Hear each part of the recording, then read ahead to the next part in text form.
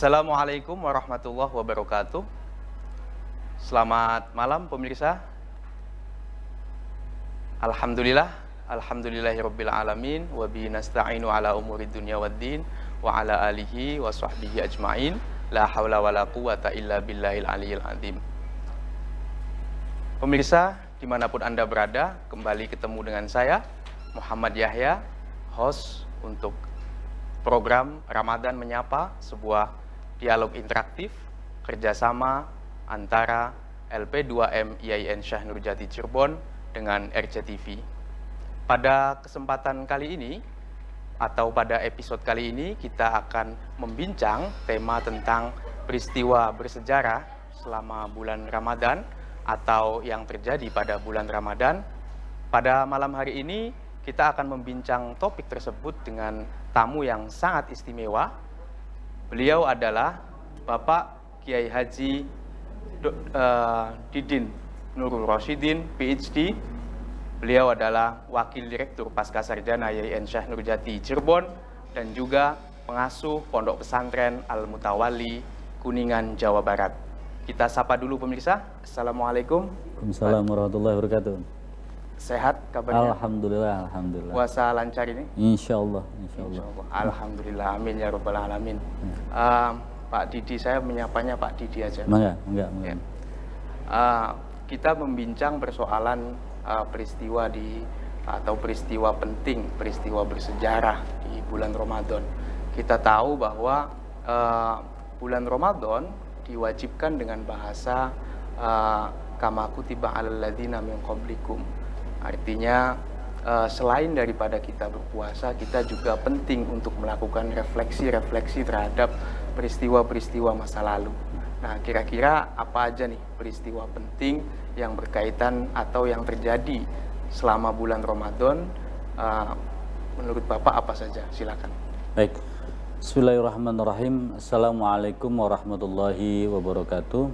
Waalaikumsalam warahmatullahi wabarakatuh. Pemirsa yang dirahmati Allah Subhanahu wa taala dan host, ini adik kelas ya, sekaligus salah satu dosen brilian IAIN Syekh Nurjati Cirebon ini. Alhamdulillah, kita panjatkan puja dan syukur kehadirat Allah Subhanahu wa taala atas segala nikmat yang telah kita peroleh selama ini, termasuk nikmat utama adalah diberi kesempatan untuk berpuasa di tahun ini. Banyak saudara kita yang mungkin tidak sempat untuk berpuasa karena wafat atau juga bahkan sakit ya. Mohon doanya semua ini. Dalam kesempatan kali ini Pak Rektor kita masih sakit, jadi mohon doanya dari pemirsa semua, semoga beliau segera diberikan kesembuhan. Amin ya rabbal alamin. Terkait dengan topik kita kali ini memang menarik ya. Iya. Bicara tentang Ramadan sebenarnya bukan hanya bicara tentang ibadah ritualistik yang mekanistik, di mana kita hanya menahan segala sesuatu yang membatalkan, minum, makan, hubungan seks, ya, dari mulai min tulu'il fajri ila ghurubis syamsi, jadi terbitnya fajar sampai terbenamnya matahari, tapi juga terkait dengan berbagai macam peristiwa. Ya. Namun sebelum menjawab itu, mungkin saya perlu sampaikan beberapa hal terkait dengan Ramadan ini, ibadah puasa Ramadan ya. Kita tahu bahwa puasa Ramadan adalah salah satu di antara ibadah yang Allah baru syariatkan setelah hijrah. Ya, jadi tepatnya 17 bulan setelah Nabi hijrah ke Madinah, tahun kedua. Betul, tahun kedua. Kalau kita hitung hijrah itu bulan Rabiul Awal, maka baru disyariatkan pada bulan Sya'ban, tahun kedua Hijriah. Jadi agak cukup lama, sekitar 17 bulan ya. Maka ketika itu sudah syariatkan, maka mulailah nanti pada bulan berikutnya ada mulai puasa ya. Nah, kita ingat bahwa Nabi Muhammad SAW menetap di Madinah sejak hijrah itu sekitar 11 tahun. Kurang lebih ya, sehingga puasa yang pernah dijalankan oleh beliau itu hanya 9 kali, hanya 9 kali saja, tidak lebih. Mungkin lebih banyak kita ya sebenarnya dalam titik tertentu. Jadi hanya 9 kali. Tetapi tentu 9 kali kalau dikalikan 30 hari kan ada 270 hari ya, waktu yang cukup panjang. pasti banyak cerita, banyak peristiwa yang terjadi selama itu. Nah, sejarah mencatat bahwa setiap tahunnya ada selalu perkembangan, ada perubahan yang terjadi di umat Islam, baik itu dari sisi komunitas Islam semakin besar, kemudian ajaran-ajaran yang semakin kompleks. Terlebih lagi bahwa kita ketahui bahwa Nabi membangun masyarakat, real masyarakat itu adalah pada saat di Madinah. Nah, ada banyak peristiwa itu yang terjadi dalam Ramadan selama 9 kali itu. Mungkin salah dua diantaranya peristiwa paling monumental mungkin adalah perang Badar dan perang bukan perang Fathu Makkah. Kenapa tidak disebut perang? Karena prosesnya tidak berupa perang, lebih pada penaklukan. Ada sih perlawanan tapi tidak signifikan, ya. Dengan jumlah 10.000 orang datang ke Mekah, sementara perlawanan tidak signifikan kan dianggap tidak ada, ya. Nah, tapi perang Badar itu monumental sekali. Kenapa? Karena perang Badar itu bukan hanya terkait dengan masalah satu berhadapan dengan satu yang lain, tapi terkait banyak sekali yang hal ditaruhkan di situ, ya. Betul bahwa perang Badar bukan perang pertama, ya, perang dalam arti konflik, ya, konflik. Sebelumnya ada terjadi 7 kali ada konflik fisik antara orang-orang Quraisy dengan orang-orang Islam. Puncaknya adalah perang Badar. Jadi perang Badar adalah puncak paling tinggi karena melibatkan jumlah yang cukup besar, kemudian dengan casualties atau korban yang juga paling besar di antara sebelumnya. Maka ada istilah di dunia Islam, di sejarah Islam ada ghazwah, ada syariah, ya. Nah, sebelumnya itu hanya syariah, jadi hanya misi-misi kecil, ya. Mungkin bisa diperjelas lagi ghazwah sama syariah. Ya, kalau betul, kalau syariah itu satu cirinya meskipun tidak selalu adalah yang memimpin utusan. Ya. Jadi misalnya Hamzah bin Abdul Muthalib pernah memimpin, kemudian Ubaidah Al-Haris pernah memimpin, Abdullah bin Jahash pernah memimpin, kemudian Sa'ad bin Abi Waqqas pernah memimpin, kayak begitu. Ya, pernah juga Nabi di situ 2 kali Nabi memimpin, tetapi jumlah pasukannya itu tidak sebanyak itu, ya. Dan lawan pun lebih kepada kafilah-kafilah pedagang, ya. Bukan bala tentara yang dipersiapkan sedemikian rupa. Nah, ghazwah adalah perang real, ya. Jadi antara 2 pasukan besar. Nah, perang Badar ini adalah ghazwah. Kenapa? Nah, di situ ada berhadapan 2 pasukan besar saling berhadapan satu dengan yang lainnya dengan menimbulkan korban yang juga luar biasa. Ya, memang sebelumnya ada misalnya Amr bin Al-Hadrami, ya. Bin Hadrami itu ketika Abdullah bin Jahash misalnya ada syariah tadi, ya. Itu ada korban pertama, tapi hanya 1 gitu kan. Yang tawanan 2 kemudian 1 nih. Tapi kalau perang Badar kan jumlahnya luar biasa. Ya. Nah, perang Badar ini saya bilang tadi bukan hanya terkait dengan 1 lawan 1, tapi juga terkait dengan kebenaran. Ya, al-haq. Maka nanti diabadikan misalnya bahwa pasca perang Badar itu diabadikan oleh Allah dengan Yaumul Furqan. Jadi hari pembedaan bainal haq wal batil. Kenapa di situ? Karena di situ betul-betul dipertaruhkan. Yang saya bilang tadi, dipertaruhkan. Kalau misalnya, ya kan, kalau misalnya perang Badar itu Nabi kalah, bisa dibayangkan tidak hanya kemunduran tapi kehancuran. Orang kemudian ragu apa benar, ya? Artinya Islam tidak lagi tidak akan lagi maju. Ya, maka ini tentang perang Badar. Maka pada saat perang Badar segalanya ditaruhkan, termasuk Nabi juga dibuat was-was. Ya, jadi kita taruhan betul, ya. Betul, karena makanya ada doa yang dipanjatkan oleh Nabi, ya Allahumma, kan, hadhihi Quraisy qad atat bi khayalaiha wa fakhriha tujadilu wa tukadzibu rasulaka Allahumma fanasruka alladzi wa'adtani Allahumma, kan gitu di situ, intuhlika hadhil isabata min ahli Islam la tu'bad fil ard. Jadi ini betul-betul menentukan masa depan Islam. Betul. Di situ kan Nabi berdoa, ya Allah, ini orang-orang Quraisy, pasukan Quraisy dengan segala kesombongan dan kecokakannya. Mereka menyerang, memerangi dan membohongi, mendustakan Rasulmu. Ya Allah, ya kan gitu di situ. Maka pertolonganmu, datangkanlah pertolonganmu sebagaimana yang engkau janjikan.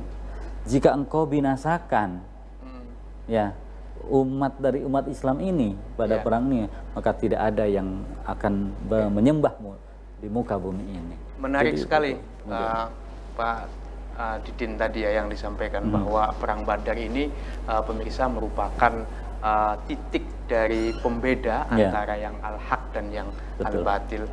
Sebelum kita lanjut membahas Perang Badar ini, kita ikuti dulu jeda komersial berikut ini.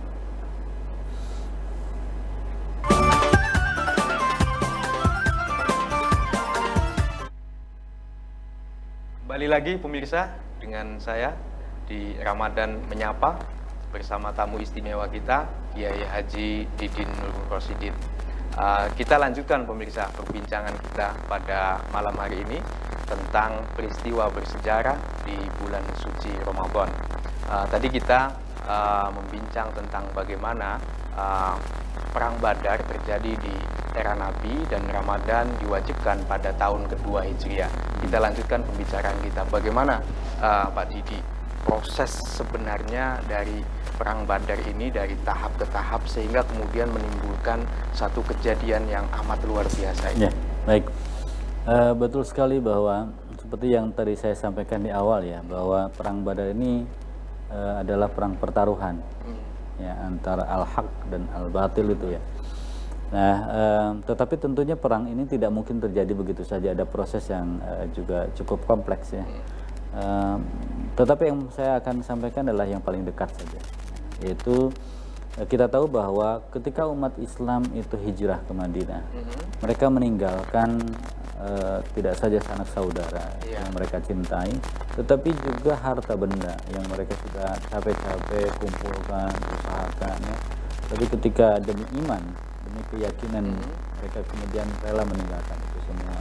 Tetapi ironisnya harta benda mereka yang tinggal itu dirampas oleh orang-orang itu dan dijadikan modal gitu loh. Jadikan modal untuk berdagang, dan kita tahu bahwa perdagangan itu dari Mekah itu ke Syam pasti melalui Madinah kan jalurnya. Jadi kan Mekah di bawah, Madinah di atas, dan Syam di atas lagi. Jadi yang melalui itu ya. Maka kafilah itu melalui itu. Maka mulailah umat Islam mencoba mengambil itu karena itu hak mereka. Jadi mengambil hak kembali mereka yang telah dirampas. Nah, ceritanya ini ada satu kafilah yang cukup besar yang dipimpin oleh Abu Sufyan yang mau pulang dari Syam menuju ke Mekah. Nah, maka mereka kaum muslim yang tahu itu, maka mereka mencoba mencegat kafilah itu. Nah, rombongan ini tahu bahwa akan ada disergap karena sebelumnya kan ada tadi saya sebutkan beberapa kali ada sergapan kan. Jadi konteksnya ini sebenarnya mengambil hak gitu. Maka ini orang-orang Quraisy kemudian melapor kan bahwa akan ada penyergapan, dan maka Abu Jahal itu ya, Amr bin Hisham itu mengobarkan peperangan bahwa ini saatnya orang Quraisy harus sama bersatu membahu melawan orang-orang Muslim yang dipandang selama ini sudah banyak melakukan penyergapan kan. Tapi mereka tidak sadar bahwa mereka melakukan penindasan lalu nggak sadar itu.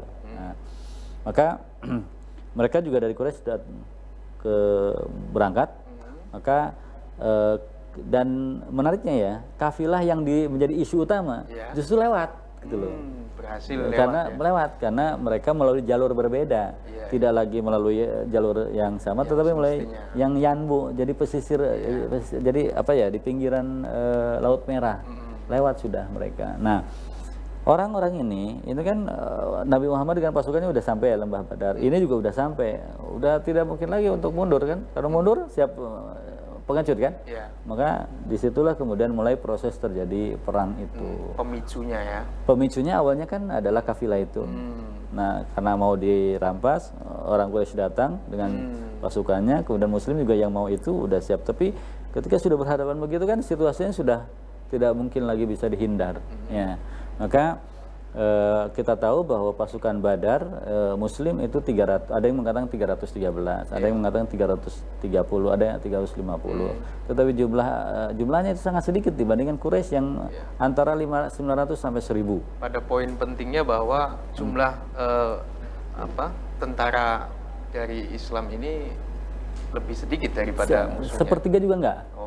Sepertiga juga enggak, hanya 300 lawan 1000 kan. Kemudian dari sisi kuda misalnya, unta unta 700, ini hanya 70. Oke, dari akomodasi kemudian militernya juga minim ya. Betul. Kemudian kudanya 300, ini cuma 3 ekor. Ya, persenjataannya ini ada 600 baju besi, baju ini baju anti pedang, ini hanya sekitar 6. Jadi sangat jomplang. Sangat jomplang. Tetapi tadi saya sempat menyampaikan tentang doa Nabi ya. Ketika melihat itu juga Nabi tentu galau kan, melihat pasukan cukup besar juga ya, sebagai seorang manusia begitu. Oke, maka berdoa tadi ya. Tetapi pada saat yang sama dalam situasi seperti itu karena diijabah ya, ada ijabah dari Allah Subhanahu Wa Taala, maka Nabi menyampaikan insya Allah kita akan menang. Dan sudah mereka berpikir tentang bagaimana caranya, strategi kan. Nah, maka karena yang lebih dekat dengan lembah itu dan sumber air itu adalah pasukan muslim, maka strategi yang dilakukan adalah bagaimana cara menguasai sumur itu. Ya kan, sumur itu dikuasai dulu. Maka ketika Quraisy datang, mereka udah siap. Dan sifatnya itu hit and run. Hit and run itu artinya kaum muslim itu menunggu. Jadi ketika orang-orang Quraisy datang, maka mereka melontarkan senjata-senjata jarak jauh, panah. Maka banyak yang tewas. Tapi biasa dalam tradisi kan adu tanding dulu. Adu tanding dulu, karena ini menentukan betul secara psikologis. Hamzah melawan Utbah bin Rabi'ah. Yang diutus waktu yang itu. Diutus. Ali bin Abi Thalib melawan Syaibah bin Utbah. Nah, kemudian ada Ubaidah Al-Haris melawan Al-Walid bin Utbah. Nah, dari 3 orang Quraisy itu tewas semua. Nah, 3-0 lah ya. 3-1. Oh, 3-1. Ya, karena ada Ubaidah bin Al-Haris itu terkena tusuk, kayaknya cedera parah dan meninggal. Nah, yang selamat meninggalnya itu, setelah peristiwa perang itu. Nah, sementara Ali bin Abi Thalib dan Hamzah menang. Itu secara psikologis itu membuat percaya diri kan itu. Kemudian ditambah dengan strategi, karena mereka menutup sumur-sumur itu sehingga di padang pasir kan panas ya. Jadi mereka terpancing, nyerang, mau minum, ketika minum panah gitu loh. Nah, jadi singkat cerita menanglah umat Islam. Ya, kan di situ diabadikan dalam surat Al-Imran ayat 123. Walaqad nasarakum bi Badr wa antum adillah. Sungguh Allah telah menolong kalian di Badar. Wa antum adillah, padahal kalian lemah. Fattaqullaha la'allakum tashkurun. Bertakwalah kepada Allah, semoga kalian bersyukur. Ini diabadikan, ya, diabadikan. Nah, akibat dengan kemenangan itu sejarah kemudian mencatat yang tewas dari umat Islam hanya 14. Sementara dari Quraisy 70 orang dan yang ditawan 70. Nah, yang terjadi kemudian adalah perdebatan di antara kaum muslim. Ini mau diapain nih tawanan ini? Karena berlaku saat itu apakah mau menggunakan hukum Quraisy atau menggunakan. Oke, baik, menarik sekali prosesnya. Artinya pemirsa bahwa proses peperangan Badar ini meskipun dengan jumlah yang sedikit, tetapi Nabi sebenarnya yakin bahwa strateginya itu mampu memenangkan perang tersebut. Terlebih lagi ada janji atas pertolongan atau dari pertolongan Allah Subhanahu wa Ta'ala. Kita akan kembali pemirsa di program Ramadan Menyapa setelah jeda yang berikut ini.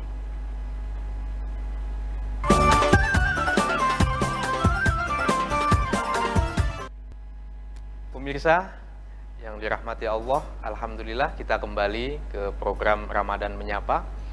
Pada kesempatan kali ini kita berdiskusi tentang peristiwa penting, peristiwa bersejarah di bulan Ramadan bersama tamu kita, pengasuh Pondok Pesantren Al-Mutawalli Kuningan, Bapak Kiai Haji Didin Nurul Rosidin PhD. Kita lanjutkan Pak diskusi kita yang menarik tadi tentang bagaimana proses perang Badar itu terjadi. Nah, setelah perang Badar ini berkecamuk, lalu kemudian umat Islam memenangkan perang itu, apa yang terjadi kemudian? Ya, baik, kita tahu bahwa umat Islam itu tidak bisa lepas dari tradisi Arab ya. Tetapi disitulah kita kemudian belajar tentang bagaimana Rasul menjelaskan tentang substansi dari perang itu. Ini penting sekali untuk kita ketahui, karena seringkali orang menyebut perang Badar itu menjadi alasan gerakan menyerang orang, gitu ya. Alasan melegitimasi tindakan kekerasan. Ini harus hati-hati. Ya. Nah, setelah perang Badar itu, kita tahu bahwa kaum Muslim berhasil memenangkannya dan menawan beberapa orang. Memang terjadi perdebatan tentang bagaimana memperlakukan para tawanan itu. Nah, Umar bin Khattab yang kita tahu karakternya, dia mengusulkan untuk dibunuh. Dan itu didukung pendapatnya oleh Sa'ad bin Abi Waqqas. Jadi mereka harus dibunuh. Sama seperti perang-perang biasa. Jadi memang perang tujuannya membunuh kan? Iya. Nah, tetapi Abu Bakar datang, tidak, jangan dibunuh.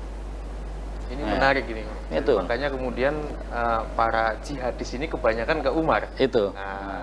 Nah, oleh karena itu Rasul kemudian setuju dengan pendapat Abu Bakar. Iya. Ya, maka dengan persetujuan Rasul itu kita karena tujuan perang adalah bukan membunuh orang. Tadi al-haq wal batil. Iya. Ya, esensinya adalah itu, bukan orangnya. Jadi untuk memperjuangkan sebuah kebenaran itu bukan dengan membunuh, gitu loh. Membunuh itu kalau kita ada serangan kan? Iya. Bukan membunuh dulu baru bicara kebenaran. Bicara kebenaran dulu baru lihat apakah masih dibunuh atau tidak. Nah, gitu. Nah, kita tahu bahwa setelah itu ditawan, dan yang menarik sebenarnya adalah terkait dengan peradaban nanti luar biasa, bahwa salah satu cara untuk menebusnya adalah dengan mengajarkan anak-anak muda Islam menulis. Maka muncullah institusi pendidikan yang disebut dengan kutab. Jadi kutab itu adalah produk dari Badar. Ya, jadi para tawanan yang memiliki keahlian lebih dalam menulis itu, maka mengajarkan bagaimana cara menulis. Nah, kamu pun nanti ada penulis-penulis, ada katib, ada kutab, ya kan? Kutab lembaganya, kemudian ada katib-katib termasuk Zaid bin Harisah dan lain sebagainya. Zaid bin Sabit maksud saya. Itu akan penulis-penulis yang hebat nanti kemudian. Nah, jadi kenapa perang ini intinya bukan membunuh? Jihad itu tidak identik dengan bunuh, kan katanya. Ada satu hadis yang sangat terkenal, roja'na min jihadil asghar ila jihadil akbar. Kita baru pulang dari perang kecil, ya kan? Perjuangan kecil menuju perjuangan yang lebih besar, yaitu apa? Melawan hawa nafsu. Di situ jelas sekali pesan-pesan yang disampaikan oleh Rasulullah. Jadi sebenarnya perang Badar ini perang kecil meskipun peristiwanya besar. Betul, betul. Dari sisi fisik, oke, dan persenjataan yang terlibat, kemudian sumber daya yang terlibat itu besar pada saat itu kan. Dengan 1000 melawan 300 dengan sekian ratus kuda, sekian puluh unta dan sebagainya. Nah, ini perang cukup besar, tetapi itu tidak menjadi tujuan dalam Islam. Makanya tadi ketika terjadi perdebatan bagaimana memperlakukan tawanan, jelas sekali bagaimana Nabi mengajarkan kepada kita bahwa perang ini tujuannya bukan untuk membunuh, ya kan, tetapi untuk menegakkan kebenaran. Makanya di situ Yaumul Furqan, hari pembeda bainal haq wal batil. Nah, ini. Baik, semakin menarik ini pembicaraan kita tentang peristiwa penting di bulan Ramadan. Nah, Bapak kan sebagai seorang akademisi, tentu pergaulan di lingkup akademisi berbeda dengan masyarakat. Ya, betul. Bagaimana kaum akademisi melihat peristiwa Badar ini? Ya, peristiwa Badar secara politik itu sebenarnya satu ya. Selama ini kan orang Nabi Muhammad dianggap tidak ada. Ya. Artinya sebelum dibuktikan dalam bentuk perang dan mengalahkan sebuah pasukan besar, dia dianggap tidak ada. Maka menurut Karen Armstrong misalnya ya, bahwa peperangan Badar telah membukakan mata orang-orang Arab betapa kekuatan Nabi Muhammad itu perlu diperhitungkan. Maka di kemudian hari kekuatannya diperhitungkan. Begitu juga Marshall Hodgson mencatat itu. Jadi mereka mencatat bahwa perang ini. Nah, satu pesan bahwa ketika merasa diakui, ya kan, Nabi Muhammad diakui akan pengaruhnya, di situ kemudian Nabi mulai menyebarkan Islam, lebih percaya diri. Dan kaum Muslim juga sekarang sudah sejajar dengan kekuatan-kekuatan yang lain, bahwa mereka pada dasarnya adalah sama dengan yang lain dan diperhitungkan dan didengar. Dan kita tahu bahwa dalam tradisi Arab itu afiliasi itu menjadi penting. Jadi suku-suku yang tersebar di berbagai macam belahan Jazirah Arab itu membangun aliansi politik. Nah, tentu ketika mereka akan membangun aliansi politik, akan mereka lihat dulu, ya kan, bagaimana dan siapa mereka. Apakah menguntungkan atau ya, tidak? Betul. Tetap itu pertimbangan politik itu penting. Maka tidak heran jika selanjutnya jumlah kaum muslimin semakin banyak dan jumlah afiliasi juga banyak, tidak hanya muslim ya. afiliasi juga banyak. Tetapi dengan ajaran Nabi, akhirnya mereka banyak yang masuk Islam. Termasuk banyak tawanan juga loh, yang masuk Islam. Ya, akibat perlakuan yang baik itu. Jadi pada awalnya dia menebus dengan cara memberi ngajat, tapi dengan melihat perilaku, dengan sikap, maka kemudian banyak yang masuk Islam. Nah, itulah mengapa 8 tahun kemudian sejarah mencatat dari 300 loh pasukan, kemudian menjadi 10.000. Itu jumlah yang cukup luar biasa. Ini tidak mungkin kalau tidak diawali oleh perang Badar di mana Nabi memenangkan perang itu. Tetapi kemudian pada saat yang sama kemenangan itu tidak dimaknai untuk pembunuhan, untuk perampasan dan sebagainya. Jadi meskipun perang Badar ini sebagai bentuk kejadian yang bisa mengalirkan darah, tetapi di dalamnya penuh dengan teknik-teknik, cara-cara yang sentuhan-sentuhan yang penuh rahmat, sehingga kemudian hasilnya pun sangat memukau, jauh lebih menguntungkan. Betul. Ya, betul. Jadi dibandingkan dengan membunuh, jauh lebih banyak yang terpengaruh oleh akhlak. Ya kan? Jadi dengan jumlah sekian, cek aja dalam sejarah. Ini yang sering kali terlewat ini masyarakat. Betul. Masyarakat umum melihat perang Badar melulu dalam konteks bagaimana kemudian militer melawan orang non Muslim. Ya, betul. Nah, terkait dengan pandangan para sarjana tadi meletakkan perang Badar itu dalam konteks dalam kontestasi perpolitikan di kabilah Arab ya. Apakah kemudian para sarjana ini juga melihat pada sisi bagaimana kemudian Nabi sesungguhnya meletakkan atau mengajarkan dasar-dasar dari cara-cara memimpin dengan jalur-jalur yang damai itu. Ya, sangat jelas sekali ya, sangat jelas sekali bahwa kita tahu yang paling jelas itu setiap kali perang itu kan ada pampasan perang. Itu satu. Dalam tradisi-tradisi perang zaman dulu pampasan perang. Kan sekarang juga masih. Tetapi pampasan perang bagaimana itu diperlakukan pampasan perang, ya kan? Contoh ya, ini contoh satu peristiwa ya. Betapa Nabi pernah marah dengan tindakan yang dilakukan oleh saudaranya, masih saudara. Kalau nggak salah kakak ipar atau adik ipar. Karena istrinya itu ada namanya Zainab bin Jahsh. Binti Jahash itu kan ada saudaranya namanya Abdullah bin Jahash itu. Nah, Abdullah bin Jahash itu pernah dikirim oleh Nabi untuk. Nah, ada satu peristiwa namanya peristiwa Nakhlah di situ. Ya. Jadi ditugaskan di situ Abdullah itu dikasih surat. Ya. Jangan baca kecuali setelah 2 hari. Di situ setelah 2 hari dibuka dan isinya adalah ketika kamu menemukan jalur ke sana, lihatin apa yang kamu mata-matain, apa yang terjadi. Gitu loh. Jangan melakukan apapun. Tetapi ketika bertemu dengan kafilah Quraisy waktu itu, maka ada dorongan di situ. Wah, ini lumayan nih kan gitu. Karena di situ ada bawa perdagangan, bawa harta kan, kemudian pasukannya tidak banyak. Mereka bermusyawarah antar mereka, lupa atas pesan Nabi. Nah, kemudian mereka melakukan penyerangan dan membunuh tadi Amr bin Hadrami yang terbunuh situ. Ya, ada 2 yang ditawan dan 1 yang melarikan diri. Naufal itu berhasil meloloskan diri. Jadi ini di luar yang perintah Nabi. Maka dengan bangganya kan pasukan ini datang ke Nabi dan menyerahkan apa yang kemudian Nabi murka. Engkau melaksanakan apa yang aku tidak perintahkan. Ini bulan haram.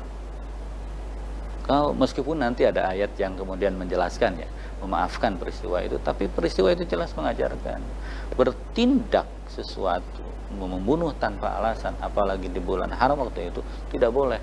Jadi bagaimana Nabi menghormati tradisi di situ, menghormati aturan yang berlaku di situ, dan tujuannya juga bukan membunuh orang. Maka Nabi sekian lama itu tidak mau menerima pampasan perang, menolak. Menerima kan biasanya ada ya sekian untuk Nabi, menolak dengan itu pesan jelas bahwa membunuh itu sekali lagi bukan satu-satunya jalan dan bukan pilihan pertama, tetapi yang harus dilakukan adalah meyakinkan, menunjukkan. Ada banyak contoh lain yang mungkin kita bisa baca dalam sejarah ya, bagaimana Nabi memperlakukan bagaimana para sahabat memperlakukan. Yang paling monumental adalah ketika Nabi memberi makan orang Yahudi buta itu loh, yang cerita paling terkenal itu. Sekian tahun memberi makan kepada Yahudi buta, padahal Yahudi buta setiap harinya hanya mengumpat dan menjelekan Nabi. Itu yang kemudian sahabat nggak kuat tuh mengikuti alat seperti itu. Di situ pesan-pesan luar biasa. Gitu. Jadi yang menjadi titik tekan dari Badar sebenarnya adalah bagaimana kemudian akhlak Nabi menyikapi seluruh elemen kehidupan di masyarakat itu, sehingga kemudian ini menjadi taktik yang sangat penting dalam proses keberlanjutan Islam. Baik pemirsa, semakin malam semakin menarik membincang tentang persoalan Badar ini. Kita akan kembali ke Ramadan Menyapa setelah komersial break berikut ini.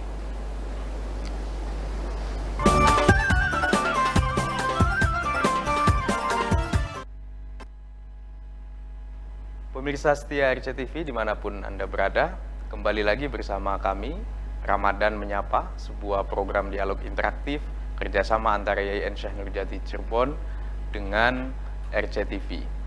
Kita kembali membincang persoalan peristiwa penting di bulan Ramadan terkait dengan Perang Badar yang menjadi spesifikasi topik pada perbincangan kita malam hari ini. Pak Didi, kita kan tadi sudah banyak membahas mulai dari bagaimana peristiwa itu, lalu kemudian proses itu, dan bagaimana kemudian sejarah Islam pasca peristiwa Badar. Nah, hari ini masyarakat Islam yang hidup di era milenial dan dalam satu pola kehidupan yang tidak memiliki batas, atau dalam pengertian yang lebih umum mungkin globalisasi, artinya masyarakat Islam hari ini bergaul bersama, hidup dengan banyak orang dengan berbagai agama, suku. Nah, bagaimana kemudian masyarakat Islam hari ini mestinya belajar dari peristiwa Badar? Ya, baik, terima kasih ya. Memang menarik ya. Kita bicara Perang Badar kan bicara tentang konflik ya. Warisan konflik kalau bisa antara kafir Quraisy melawan kaum Muslim. Ya. Tentunya konteksnya sangat jauh berbeda ya. Mungkin lebih tepat sebenarnya ketika pasca Perang Badar kemudian bagaimana Madinah dibangun, kan begitu ya.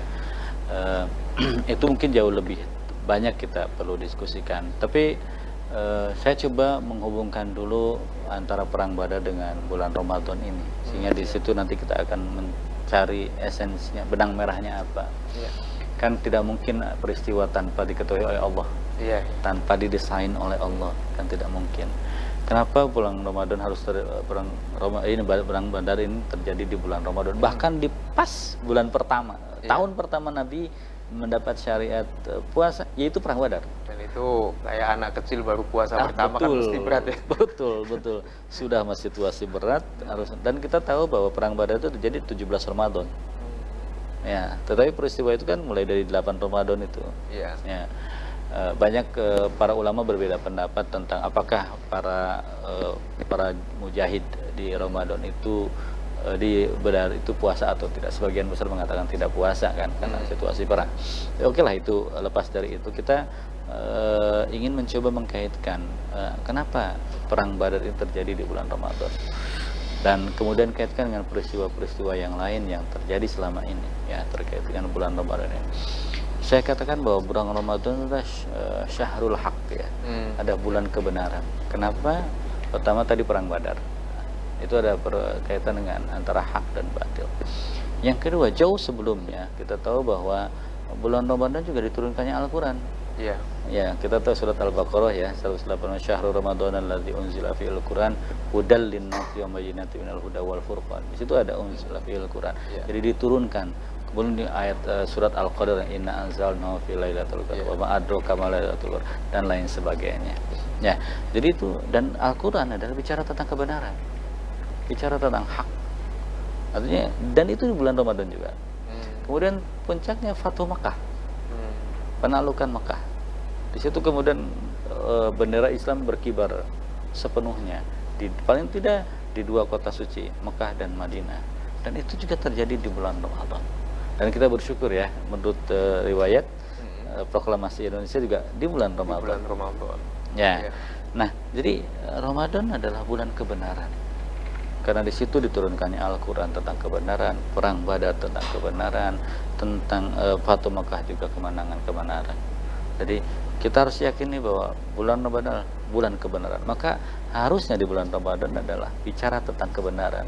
Maka tidak boleh gibah, tidak boleh, ini kan itu ya. Iya. Benar, tentang kebenaran. Yang kedua, bicara tentang kaitannya dengan perang Badar, wabil khusus ya, itu adalah tentang kesungguhan. Kaming fiatin qalilatin ghalabat fiatan katsiratan biidznillah. Berapa banyak kelompok kecil bisa mengalahkan kan kelompok yang besar. Dalam bahasa saya, angka itu di atas kertas.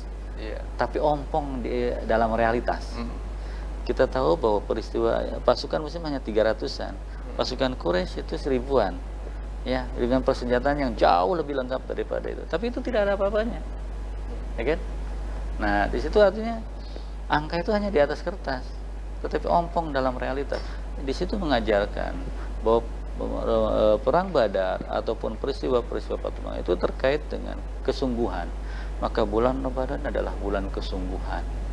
Ya, man shoma ramadhana imanan wa ihtisaban ghufira lahu ma taqaddama min dzambi. Di situ ada kata ihtisab.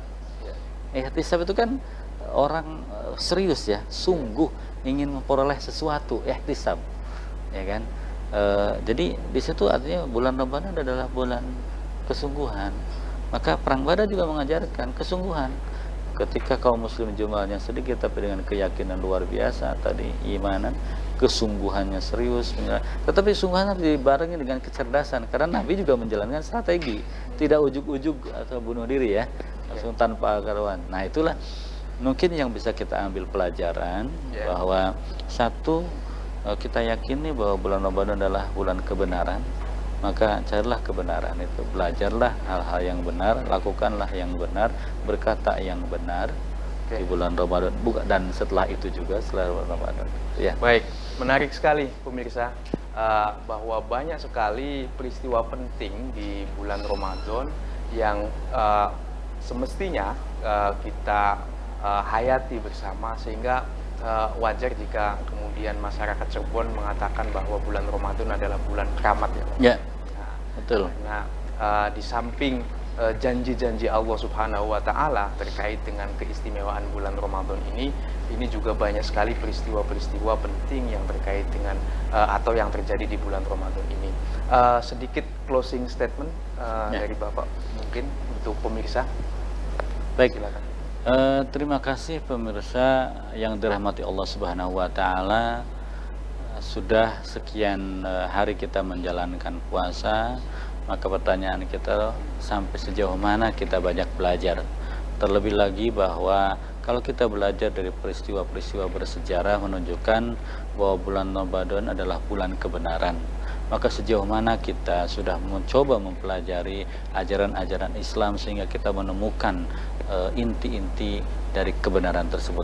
Yang kedua, bahwa bulan Ramadan adalah bulan kesungguhan, sebagaimana kita belajar dari sejarah. Maka Ramadan bukan waktunya untuk berleha-leha, tetapi justru meraih prestasi setinggi-tingginya. Saya yakin anak-anak muda di seluruh dunia sangat menggemari ada namanya kesungguhan, karena kesungguhan itu adalah kunci dari kesuksesan. Maka semoga bulan Ramadan ini melatih kita untuk lebih sungguh-sungguh lagi. Apapun yang terjadi, dalam situasi lapar tetap kita bisa berprestasi, dalam situasi haus tetap kita meraih prestasi. Maka inilah yang bisa kita ambil pelajaran dari peristiwa-peristiwa masa lalu.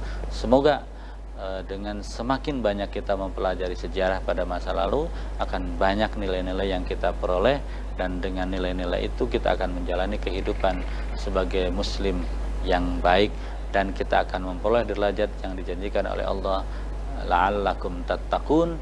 Semoga kita semua bisa sampai kepada derajat muttaqin. Amin ya rabbal alamin. Terima kasih. Ya, terima kasih Pak Didin Nurul Rosyidin. Para pemirsa dimanapun Anda berada, sebenarnya masih banyak hal yang bisa kita bahas terkait dengan peristiwa penting di bulan Ramadan ini, tetapi waktu sangat membatasi kita.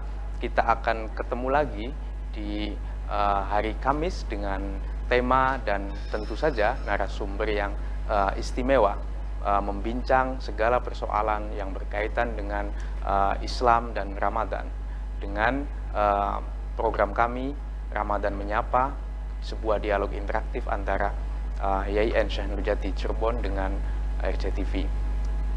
Sebelum kita tutup, mari kita sampaikan ucapan terima kasih kepada Bapak Kiai Haji Didin Nur Rosidin. Terima kasih Pak Yai. Semoga kita semua sehat selalu, diberkahi dan lancar puasanya hingga Idul Fitri mendatang. Dari saya kurang lebihnya mohon maaf. Wallahul muwaffiq ila aqwamit thoriq. Wassalamualaikum warahmatullahi wabarakatuh.